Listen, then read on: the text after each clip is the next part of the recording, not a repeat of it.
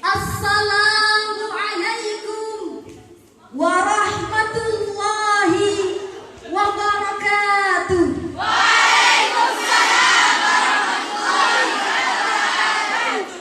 Innal hamdalillah, sholatan wassalaman ala Rasulillah. Asyhadu an la ilaha illallah wa asyhadu anna Muhammadan abduhu wa rasuluh. La nabiyya ba'da. Para asatidz dan ustadzah yang arif dan bijaksana, seluruh santri Latifiyah 2 yang cantik-cantik tidak ada duanya. Semoga kita semua selalu senantiasa dalam lindungan Allah Subhanahu wa taala. Hadirin. Ketika saya bilang hadirin, maka jawabnya adalah oi. Hadirin. Hadirin. Mantap sekali. Anda tahu yang dimaksud riya itu apa? Maimunah tahu yang dimaksud riya itu apa? Amanda tahu yang dimaksud riya itu apa? Riya adalah dahak.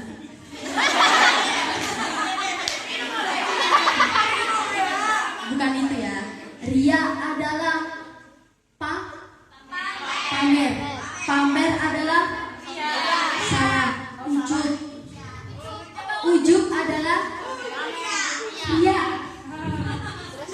Riya atau pamer atau ujub adalah mencari kemasyhuran atau kedudukan di mata manusia dengan ibadah yang kita lakukan, dengan kekayaan yang kita miliki, kecantikan, atau semua hal yang kita lakukan yang kita tunjukkan kepada manusia agar kita mendapatkan pujian. Padahal hadirin yang berbahagia, paras cantik yang kita miliki, kekayaan yang kita nikmati, rumah megah yang kita kagumi, harta yang kita kagumi juga, pangkat dan derajat yang kita ingini, prestasi yang kita raih, bahkan nyawa yang membuat kita hidup saat ini hanyalah titipan dan pemberian Allah Subhanahu wa taala yang suatu saat nanti akan diambil kembali olehnya. Lalu pantaskah kita menyombongkan apa yang tidak kita miliki? Boten. Semua yang kita butuhkan sudah cemepak, sudah diberikan oleh Allah secara cuma-cuma. Nafas yang kita butuhkan untuk melangsungkan kehidupan juga diberikan oleh Allah secara cuma-cuma, gratis, nggak bayar. Betul? Allah hamparkan bumi, Allah bentangkan bumi yang luasnya melebihi luasnya cintaku pada sang mantan.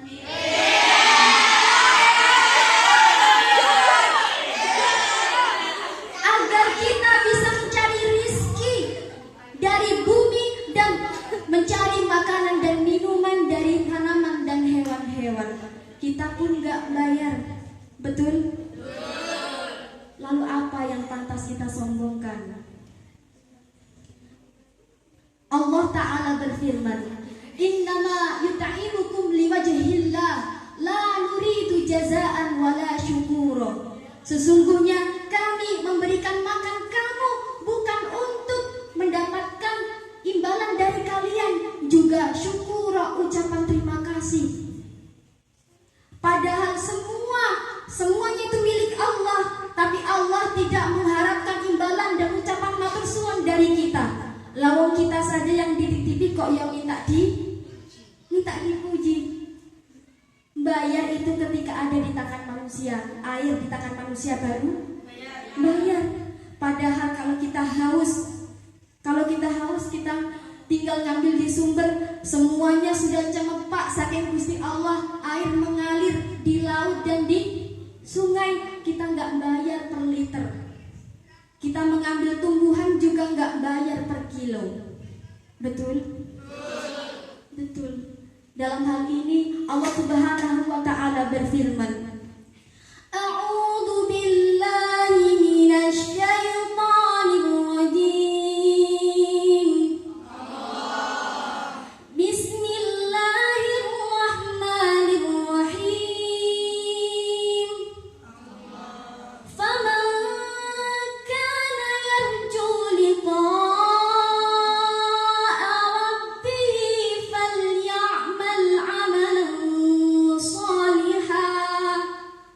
فليعمل عملا صالحا ولا يشرك بعبادة ربه أحدا.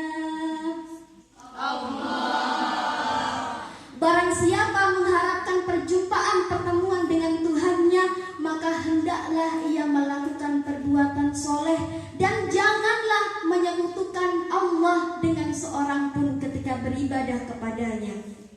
Rasulullah Shallallahu Alaihi Wasallam pun bersabda, Inna adna riya'u syirik, sesungguhnya paling rendah-rendahnya riya adalah perbuatan syirik.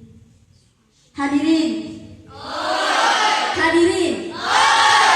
Lalu bagaimana cara kita mengetahui orang-orang yang riya itu seperti apa? Saya akan memberikan contoh. Satu, ketika sholat, ada seorang sholat, tapi dia ingin dipuji orang-orang sekitarnya. Dia dibilang orang alim, Masya Allah alim banget, sumpah ngepede. Riya. Dua, sodakoh. Contoh Bang Jabrik ingin sodakoh.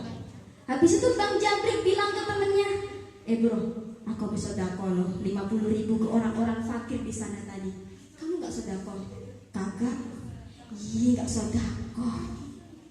Riya. Tiga, membaca Al-Quran. Ada Kang Rahmat lewat, Cak Fawaid lewat. Si Amel bilang, sumpah ada Cak Fawaid. Aku ingin mengeraskan bacaan Quranku. Aku ingin mengeraskan bacaan Quranku agar aku dilirik oleh Kang Fawaid. Riya. 4, nyetatusin semua ibadah yang kita lakukan. Distatusin, di-share. Alhamdulillah aku tadi malam habis sholat tahajud loh guys. Rasanya hatiku tenang banget. Nanti setelah ini cus sholat duha. Semoga sholat duhanya lancar ya. Amin. Distatusin dia. Dalam hal ini Allah Subhanahu wa Ta'ala mengingatkan, waja'alnahu haba'an mansura. Kami jadikan amal perbuatan orang-orang yang berbuat riya seperti debu yang melayang. Allah juga mengumpamakan dalam Al-Quran ibadahnya orang riya itu seperti debu yang ditaruh di atas batu. Setelah itu batu itu terguyur oleh hujan, maka debu itu mengalir begitu saja tanpa ada manfaatnya. Na'udzubillahi min dzalik. Tapi hadirin, jangan sampai kita meninggalkan perbuatan baik karena takut disebut riya. Saya ulangi, jangan sampai kita melakukan atau meninggalkan perbuatan baik karena takut disebut riya. Karena setan selalu membisikkan was-was ke dalam hati manusia. Mau sedekah, gak usah sedekah. Riya kamu nanti gak diterima sama Allah, bahkan kamu masuk neraka. Ini gak sedekah yo, gak jadi sedekah. Mau sholat sunnah rawatib, ada banyak orang. Sedekah, sholat gak ya? Gak usah sholat. Mari aku lagi uang. Kamu kok riya piye? Gak diterima lo yo, mlebu neraka lo yo. Wes gak sida sholat, akhirnya lungguh maneh. Akhirnya kita kehilangan perbuatan atau amal baik karena was-was dari syaitan. Lalu apa yang harus kita lakukan? Melawan. Kita lawan rasa itu. Kalau pengen sholat, ya sholat toh. Karena sholat perintah dari Allah. Betul? Pengen sedekah, sedekah saja. Karena sebagian harta kita adalah hak orang lain. Betul? Mau baca Quran, ya baca Quran saja. Timbulan, nanti kamu riak, kak riak. Aku ikhlas karena Allah. Begitu. Karena kita membaca Al-Quran adalah obat bagi hati kita. Betul? Mau sholat sunnah, ya sholat sunnah saja. Kalau ada riak, lawan riak itu. Bukan riya, dah tadi loh ya. Riya. Kita lawan saja riya itu dengan kita berlindung kepada Allah Subhanahu wa taala. Tapi hadirin, jika kita tidak memungkinkan atau ketika kita beribadah dilihat oleh orang lain dan kita tidak mungkin menutupinya, ya enggak apa-apa. Tapi kalau kita bisa menutupinya, maka sebaiknya kita tutupi ibadah kita. Tapi kalau ternyata kita tunjukkan ibadah, orang lain meniru perbuatan baik kita, maka itu juga pahala. Semoga kita semua termasuk orang-orang yang diberikan ridho oleh Allah, dijauhkan dari perbuatan riya dan sombong. Amin. Urip ning dunya mung sedherek, ojo gampang ngrasa paling mulya, krana sejatine